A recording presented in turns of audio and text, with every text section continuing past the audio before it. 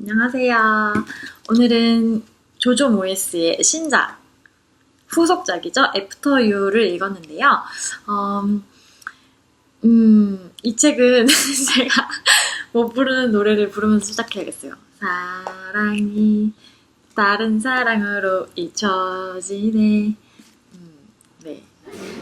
이런 내용이긴 한데요. 그렇게 간단한 내용은 아니고 미 비포유를 읽어보신 분들은 아시겠지만 전신마비 환자와 사랑에 빠지게 되고 그 간병을 하다가 전신마비 환자인 윌 트레이더라는 남자는 안락사를 선택해서 감행하게 돼서 그다음에 혼자 남은 그 여자 루이자가 혼자 인생을 살아가는 얘기예요. 그때 미 비포유가 끝나고 저는 루이자의 인생에 대해서 따로 궁금해하지는 않았어요. 근데 제가 책을 읽고서 여러 사람의 그 글들을 읽어보니까 그 루이자가 어떻게 지내는지 너무 궁금하다 이런 얘기도 많더라고요. 근데 저는 따로 안 궁금하긴 했거든요.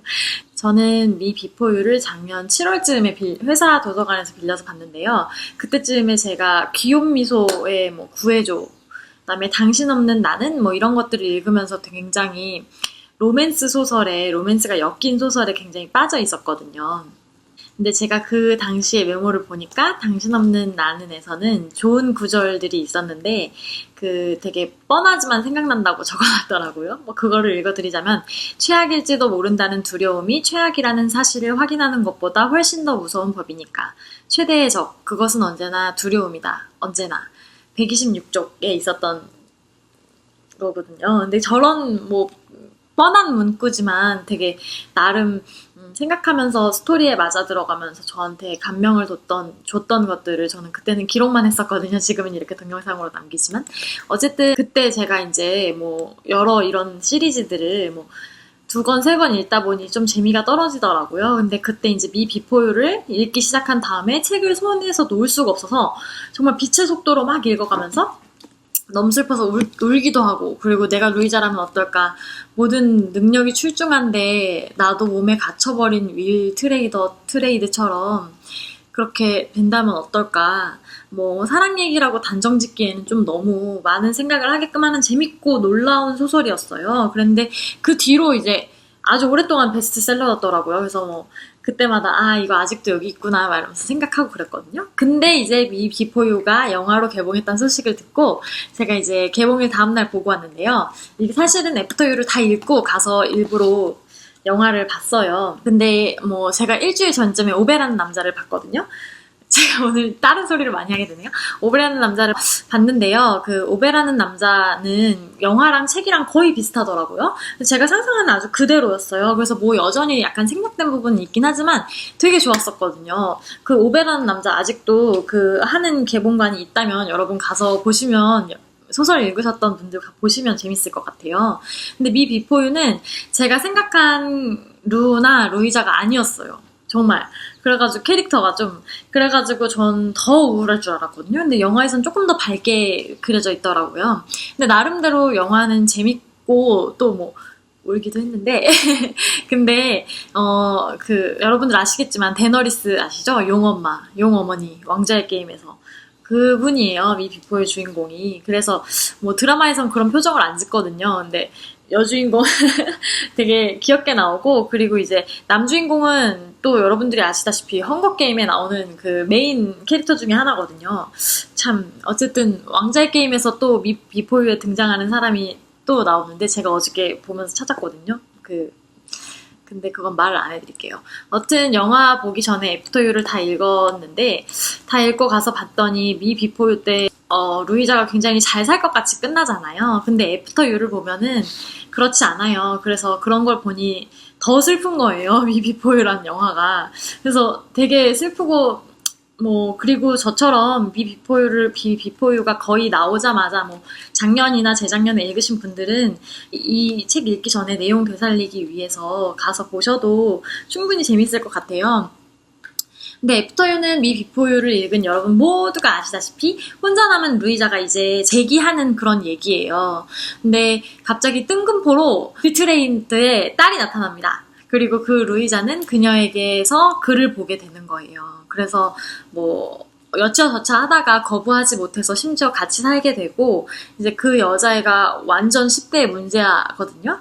근데 그 문제아가 되는 이유가 또 따로 다 있어요. 이 소설에 보면 다 나오는데, 어쨌든 그 아이가 조금 더 바른 길로 갈 수 있게 루이자가 인도를 해주고, 근데 그게 그렇게 막 엄청난 뻔한 스토리는 아니게 가이드를 해주고, 그리고 이제 트레이드 가족과 연결을 해주고, 그리고 그 아이가 그 나이 때 저지르고서 혼자 감당할 수 없어서 너무 힘들어하는 그 무거운 짐을 덜어주고 속상함을 해결해주면서 이제 자기 자신의 걱정과 그 윌 트레이드에 대한 그런 잔재도 많이 극복하게 돼요.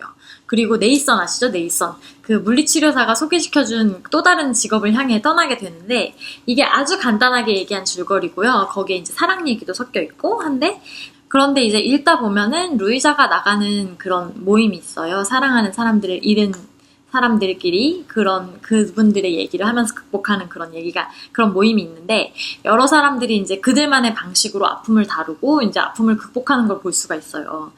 뭐 루이자는 사랑하는 사람을 잃었지만 거의 다 뭐 사랑하는 사람들이 뭐 배우자일 경우도 있고 애인일 경우도 있고 하지만, 이제 여기서는 뭐 엄마 뭐 그런 사람들이 여러 가지 사람들의 그런 죽음을 힘들어하는 사람들에 대해서 볼 수가 있거든요. 그리고 그 사람들이 어떻게 이제 변해가는지, 그래도 어떻게 극복해 나가는지, 그런 얘기들을 하나하나 들으면서 좀 뭔가 사랑하는 사람이 지금까지 이르지 않더라도 지금 사랑하는 사람과 헤어져가지고 되게 과거에서 벗어나지 못하고 허우적거리는 분들은 이걸 읽으면 왠지 조금 이럴 수도 있겠구나 하면서 도움을 받으실 수 있을 것 같은 느낌이 들어요. 루이자가 이제 윌의 딸을 보면서 윌이라는 사람을, 그 죽은 사람을 과거로 인정을 할게, 이제 finally 과거로 인정을 하게 돼. finally 인정하게 되고, 그 다음에 죽음을 받아들이는 과정을 읽어볼 수 있어서 좀 공감이 갔고, 그리고 새로운 남자를 만나게 되는데,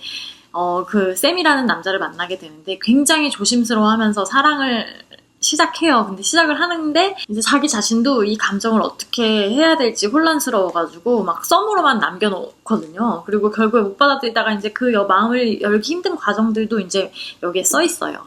설레이는 마음 같은 것도 좋았고, 자기가 못 받아들이지만 그 막 방황하는 그 마음도 되게 좋았었고, 제 생각에는 이 애프터 유, 미 비포 유 2탄이라고 볼 수 있는 애프터 유는 좀 설정은 억지스러운 면이 있어요. 솔직히 숨겨둔 딸을 포함해서 조금 억지스러운 면이 있잖아요. 근데 충분히 미 비포 유에 공감하셨던 분들은 그 여주인공이 어떻게 극복해 나가는지, 그리고 여주인공이 아무리 윌이 여자를 배려하고 죽은 것도 있지만 그거를 어떻게 이제 헤쳐나가는지를 궁금하신 분들도 굉장히 많을 것 같아요. 저는 읽고 나니까 차라리 더 좋다라는 생각이 들었거든요. 그 루이자의 심리를 억지스럽게 포장하지 않고 이제 그녀의 캐릭터 그대로 이어가면서 이제 한 걸음 한 걸음 현재를 살아가는 모습을 볼 수 있어서 되게 좋았고요. 이제 이걸 읽고서 이제 저처럼 미 비포 유의 마지막 윌의 대사인 그런 잘 살아요, 삶을 살아요 라는 이 대사를 보면은 정말 또 다른 슬픔이 느껴지면서 좀 새로운 차원의 사랑 있잖아요. 그런 것들은 간접 체험할 수 있어서 좋았습니다.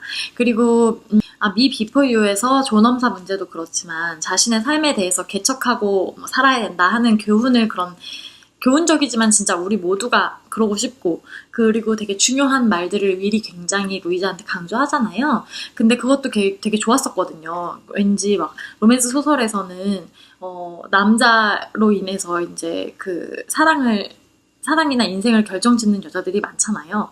근데 애프터 유에서는 더더욱 자신의 삶은 자기가 책임져야 되고, 이제 루이자가 이제 프루스트, 제가 읽었던 소설을 인용하자면 프루스트의 잃어버린 세계 3에서 얘기한 것처럼 사랑하는 사람 때문에 이제 자기 자신의 현재와 미래를 한정짓지 않아서 굉장히 좋았고, 그리고 선택은 여러 가지지만 좀 그중에 가장 제가 느낄 수 있는 멋있는 선택을 한 것 같아서, 좀 더 발전된 선택을 한 것 같아서 좋았고, 그리고 왠지 이 끝은 또다시 3권이 나올 수 있을 것 같은 그런 느낌을 줘요. 하지만 윌과 루이자를 잇기에는 너무나 둘의 연결고리나 그런 강렬한 사랑이라는 것을 다시금 느끼게 됐고, 미 비포유 좋아하셨던 분들은 충분히 이 소설도 좋아하실 것 같고, 제 생각에는 미 비포유보다 애프터유가 못해요.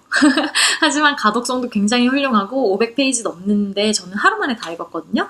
그 미용실 가서 머리 하느라고 그때 반 읽고 막 거기 갇혀있잖아요. 그래서 반 정도 읽고 그 다음에 이제 집에서 연결을 해가지고 다 읽었어요. 그리고 나름 희망차다고 볼 수 있고, 그리고 사랑하고 힘드신 분들이 보면은 그래도 공감하면서 루이자가 극복해 나가는 걸 보면서 조금 뭔가 극복에 도움이 되지 않을까 싶은 그런 소설이고, 좀 과거에서 한 발짝 멀어져서 현재를 살아갈 수 있게 하는 그런 소설입니다. 저는 영화도 보고 왔고 그 전에 소설도 읽고 이 소설도 읽고 좀 뭔가 완결된 기분으로 좋은 것 같고요. 여러분들한테 영화도 추천드리고, 그리고 영화는 근데 소설보다는 확실히 못해요.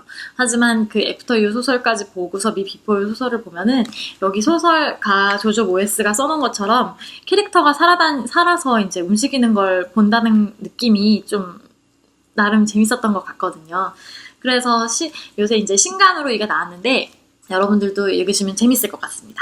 그러면 다음번에는 더 재밌는 소설을 읽고 돌아오도록 하겠습니다. 안녕! 다니도 안녕!